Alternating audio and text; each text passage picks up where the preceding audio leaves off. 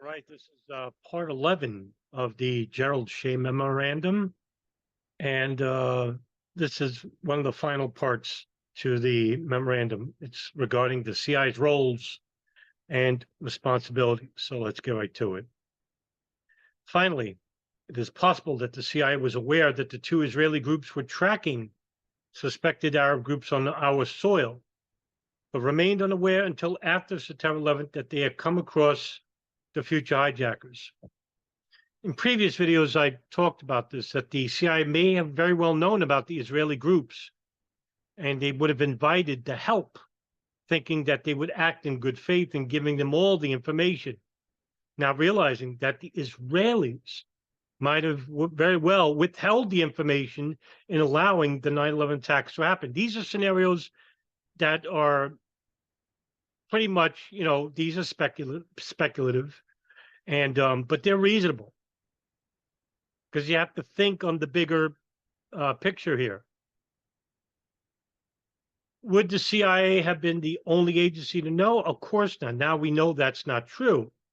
We know the Saudis knew, we knew the Israelis knew, but how much did they know? And how much did they not know? Like I said before, we don't know the specifics. We know the general information. We know that the foreign and domestic agencies were monitoring the 9/11 hijackers. But how did they first come, or how did they first hear about these people? That's the question. What benefit would it bring the Israelis to withhold this information? Obviously, it would be the United States going to war against Afghanistan and Iraq. Why? Because we have dual Israeli citizens in the Bush White House. No more than any other administration. The most neocon White House we've ever had. And 9/11 certainly did benefit the Israelis and the neocons in the White House, because we went to war with the Middle East, not with the countries who had these participants come from. It's not anti-Semitic to say so either.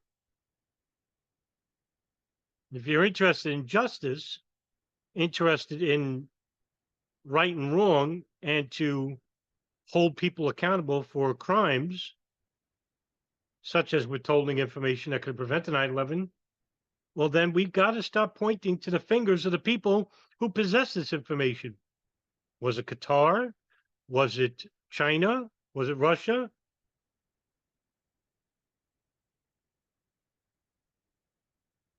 Israel, Saudi Arabia, the United States. That's who. There is presently little evidence of the CIA's possible knowledge of the Israeli group's activities beyond the sheer scope and magnitude of the Israeli DEA group's operations in the U.S. The CIA's general unwillingness to share information with the FBI, as outlined in the Commission's final report, and perhaps brazenness of the Israeli New Jersey group on September 11th. The CIA's clumsy reconstruction of the miraculous work of John, Mary, Jane, and Alice, which appears designed to point away from the Israeli warnings, also raises legitimate questions. Could it be that the CIA was working with the Israelis, or could it have been the Israelis were working tentatively with the CIA and didn't share all the information? I think that's the more plausible answer here.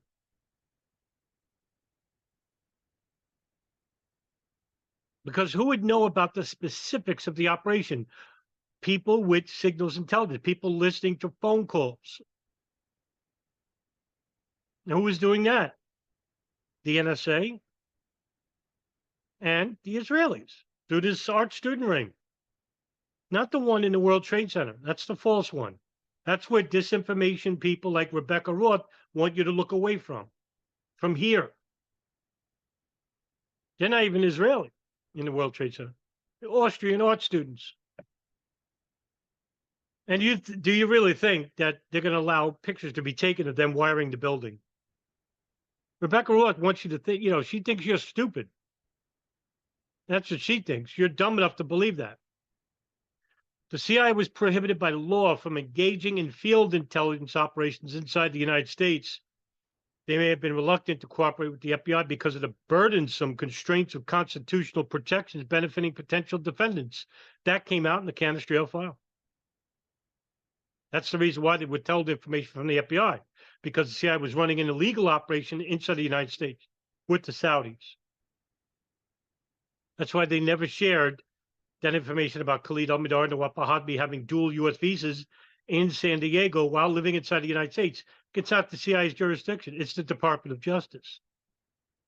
That's the reason why the CIA didn't work with the FBI regarding this, because the FBI was investigating the USS Cole bombing at that point, and it's reported that both Khalid al-Mihdhar and Nawaf al-Hadmi met with the planner of the Cole bombing, Tawfiq bin Attash, at a Malaysia summit meeting in January 2000, for which the CIA and the NSA were monitoring. They also regard the Israelis as unusually effective because of their familiarity with Arab culture and their common understanding of the Arabic language. That's right, because with groups like the Mr. of Rim, which is a very covert Israeli group in Israel that actually has Israeli agents and assets, live amongst the Palestinian people and think that these people are Palestinians, that they'll learn about groups like the inner workings of the Palestinian Islamic Jihad or Hamas.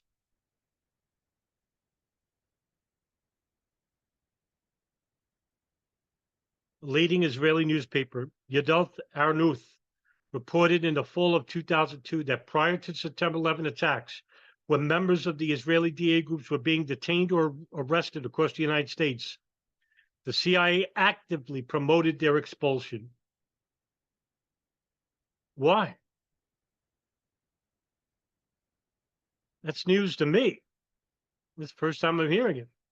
The implication in that article was that the CIA was simply being careless, not trying to spirit the Israeli safety out of the country. But at this point, we cannot be certain. The CIA may have been eager to protect the surveillance activities of the Israeli groups as a whole in an operation that ultimately failed to protect us. Because if the CIA was working tentatively with Israel, this would mean that less people talking to domestic investigators about the CIA working in illegal operations inside the United States, not just with the Saudis, but the Israelis as well. And if the Israelis had information about 9/11 and the CIA knew that they withheld it, but they were sharing some information with the CIA, CIA certainly don't want the White House to find out. That means someone's going to be held accountable. That means Director Tenet won't get his presidential medal, in which he did. Presidential Medal of Freedom from the director of the CIA. I think that was in 2003 or 4, after the commission hearings, in which Director Tenet lied, committed perjury. Only if you could get rewarded for lying. By withholding information which could have stopped the crime. That's what these people think of you. Any delegation on part of the CIA of its responsibilities abroad to foreign agents in the U.S. would, of course, have been unlawful. Right. Would have also rendered our country particularly vulnerable because, as suggested above, the interests of the Israeli government and its agents are not necessarily consistent with our own. Bang. There it is. Right? Because the foreign policy of Israel is a detriment to hegemony in the Middle East, something that the American people desperately want. But the government of the United States, because they're bought and sold for by many foreign government dignitaries, one being Israel, a main player in our foreign policy, basically still to this day dictate our foreign policy. Now, if we were to leave the Middle East, that would leave Israel renderless, defenseless, because they don't have a good military at all. We provide most of the weapons. We provide most of the training. Same for Saudi Arabia. It would be a total war in the Middle East if the U.S. were to leave. Even though with the U.S. in the Middle East, we're still at total war. So that means we need cooler heads to prevail, which I don't see in the future. The CIA also failed to press for the continuing detention of the members of the Israeli New Jersey group after their arrest on September 11th. After 3 months, the men were released and returned to Israel, even though their names had appeared in our own counterintelligence database. At least 2 of them were suspected Mossad agents, and their leader had fled to Israel on or about September 14th, only to be placed on the May 2002 FBI suspect list a few months later. Dominic Suter, the owner of Urban Moving Systems, was on the FBI's top 10 watch list with Osama bin Laden. How about that one? Excuse me. The CIA is mentioned, but once in the DEA report, in connection with the Israeli DEA group's efforts to penetrate the DEA's Southwest Laboratory near San Diego, where Midar and Hazmi were living. What role the CIA then played does not appear. It is clear that the DEA report was itself inspired by the DEA's own bewilderment by the very existence of the Israeli DEA groups. Because the DEA probably said, well, what the hell are they following us for? What information do we have? By the scope of their operation throughout much of the country, by their overwhelming numbers, and by their expertise. The forward article cited above states that the operations of the Israeli groups heightened tensions between Washington and Israel, quote, not because of the operations, our targets, but because of Israel reportedly violating a secret gentleman's agreement between the 2 countries under which espionage on the other soil to be coordinated in advance, end quote. Hey, tell us before you do it. How about that? So this way we can hide the real sensitive information, but you can take the other. I guess this is what allies do for each other. They spy on one another to find out what weaknesses we have so they could exploit them. This is what the Israeli government is doing. The real question today, however, appears to be whether the gentleman's agreement did indeed prevail here, and because we lacked adequate warning from our surrogates who were keeping the Arabs under surveillance, helped bring us to disaster. Because if Israel really did find out about the planes operation and didn't share that information, that would be the end of Israel having been an ally. And then what? The Samson option, where Israel commits self-suicide and kills the whole world too? Because if they can't have a country, we can't have a world, which is what the Samson option book relates to.